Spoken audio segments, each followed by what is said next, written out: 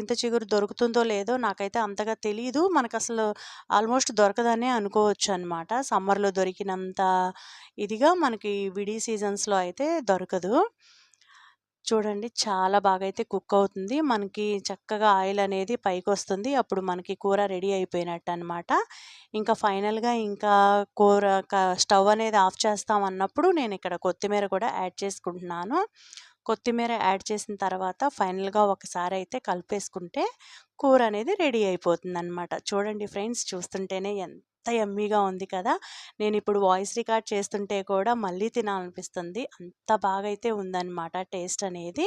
Friends video గనుక మీకు నచ్చినట్లయితే లైక్ చేయండి, షేర్ చేయండి, ఇంకా సబ్స్క్రైబ్ చేసుకోండి. ఓకేనా? మీకు కూడా ఎంతమందికి ఇష్టం ఈ కూర అంటే నాకు తెలిసి వీటి గురించి తెలిసిన వాళ్ళకి చాలా మందికి ఈ కర్రీ ఇష్టం ఉండే ఉంటుంది కదా! Okay friends. Thank you for watching. Bye.